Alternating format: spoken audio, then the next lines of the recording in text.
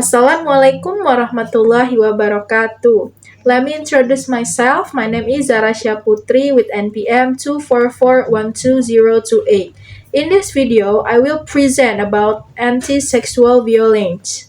Sebelumnya, semua sudah pasti tahu tentang kekerasan seksual. Secara garis besar, kekerasan seksual adalah merupakan bentuk perilaku atau tindakan yang bersifat seksual dan dilakukan tanpa persetujuan dari pihak lain. Tindakan ini mencakup berbagai bentuk, mulai dari pelecehan verbal, intimidasi, pemaksaan, hingga pemerkosaan. Kekerasan seksual dapat terjadi di berbagai lingkungan, termasuk di kampus, tempat kerja, ruang publik, bahkan di lingkungan keluarga. Kekerasan seksual tidak hanya berdampak secara fisik, tapi juga menimbulkan luka psikologis dan sosial yang mendalam bagi korban. Korban seringkali mengalami trauma, ketakutan, hingga gangguan mental yang berkepanjangan. Oleh karena itu, penting untuk memahami bahwa kekerasan seksual adalah pelanggaran serius terhadap hak asasi manusia. Nah, selanjutnya kita harus lebih mengenal jenis-jenis kekerasan seksual. Yang pertama itu ada pelecehan seksual.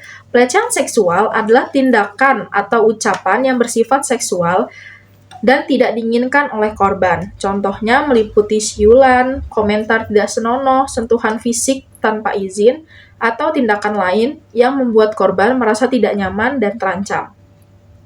Yang kedua yaitu pemaksaan seksual. Pemaksaan seksual terjadi ketika seseorang dipaksa melakukan aktivitas seksual tanpa persetujuannya, baik melalui ancaman, tekanan, maupun kekerasan fisik. Itu termasuk juga pemerkosaan. Yang ketiga yaitu eksploitasi seksual. Eksploitasi seksual adalah tindakan memanfaatkan secara seksual untuk keuntungan pribadi, biasanya dengan memanfaatkan posisi kekuasaan atau ketergantungan korban. Yang keempat yaitu kekerasan seksual secara daring. Kekerasan seksual daring mencakup tindakan seperti penyebaran foto atau video intim tanpa izin, pelecehan melalui media sosial, atau pemerasan seksual secara digital. Nah, selanjutnya, apa sih dampak kekerasan seksual pada korban itu sendiri? Yang pertama, itu ada dampak psikologis. Korban kekerasan seksual sering mengalami trauma, depresi, kecemasan, rasa takut, hingga gangguan stres pasca trauma atau biasa disebut PTSD. Mereka juga bisa kehilangan kepercayaan diri dan merasa malu atau bersalah. Nah, yang kedua, itu ada dampak perilaku. Korban mungkin mengalami perubahan perilaku seperti menarik diri dari lingkungan sosial, menurunnya prestasi akademik, dan mengalami gangguan tidur dan makan. Nah, yang ketiga itu ada dampak sosial. Kekerasan seksual dapat menyebabkan korban dijauhi oleh lingkungan, mengalami stigma, atau bahkan disalahkan atas kejadian yang menimpanya. Hal ini memperparah penderitaan korban. Nah, yang keempat itu ada dampak fisik. Selain luka fisik akibat kekerasan, korban juga beresiko mengalami penyakit menular seksual, kehamilan yang tidak diinginkan, atau masalah kesehatan lainnya. Nah, kenapa sih kekerasan seksual itu perlu dicegah di kampus? Lingkungan kampus seharusnya menjadi tempat yang aman, nyaman, dan mendukung perkembangan intelektual serta karakter mahasiswa. Namun, kekerasan seksual merusak rasa aman tersebut dan dapat menghancurkan masa depan akademik serta psikologis korban. Jika kekerasan seksual tidak dicegah dan ditangani dengan baik, akan tercipta budaya diam, di mana korban enggan melapor karena takut, malu, dan tidak percaya pada sistem. Hal ini juga bisa menimbulkan stigma negatif bagi korban dan memperparah situasi. Nah, selanjutnya, apa sih peran mahasiswa dalam mencegah kekerasan seksual tersebut?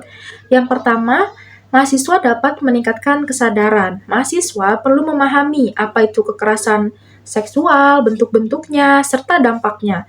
Edukasi dan diskusi terbuka bisa meningkatkan kesadaran kolektif. Nah, yang kedua, mahasiswa bisa menolak budaya kekerasan. Budaya permisif terhadap kekerasan harus dilawan. Mahasiswa harus berani menolak dan mengkritisi candaan, perilaku, dan norma yang membenarkan kekerasan seksual. Nah, yang ketiga, mahasiswa harus mendukung korban. Korban membutuhkan dukungan moral, emosional, dan praktis. Mahasiswa dapat menjadi pendengar yang baik, membantu korban mengakses bantuan, dan tidak menyalahkan korban. Nah, yang keempat yaitu berpartisipasi aktif. Mahasiswa bisa berperan aktif dalam kampanye anti kekerasan seksual, mengikuti pelatihan, atau menjadi relawan di lingkungan perlindungan korban. Nah, selanjutnya, kenapa sih kekerasan seksual itu masih sering terjadi di sekitar kita? Yang pertama, itu penyebabnya minimnya penegakan hukum dan perlindungan korban. Banyak kasus kekerasan seksual tidak diproses secara adil sehingga pelaku tidak jera dan korban tidak mendapatkan keadilan.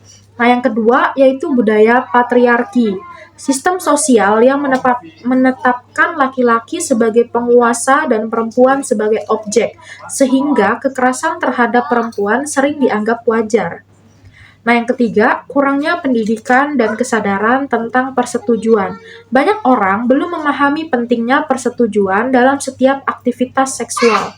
Nah, yang keempat, sikap permisif terhadap pelecehan dan kekerasan. Masyarakat sering menganggap remeh atau menormalisasikan tindakan pelecehan sehingga korban enggan melapor.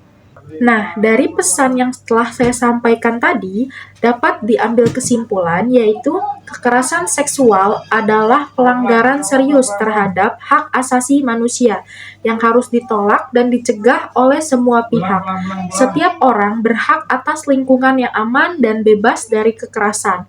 Melaporkan kekerasan seksual adalah langkah penting untuk melindungi diri sendiri dan orang lain. Dengan kesadaran, edukasi, dan keberanian bersama, kita bisa menciptakan kampus yang aman, nyaman, dan bebas dari kekerasan seksual. Let's commit together to reject all forms of sexual violence. Be an agent of change in the campus, environment, and society. Remember, change starts from yourself. I end it. Wassalamualaikum warahmatullahi wabarakatuh.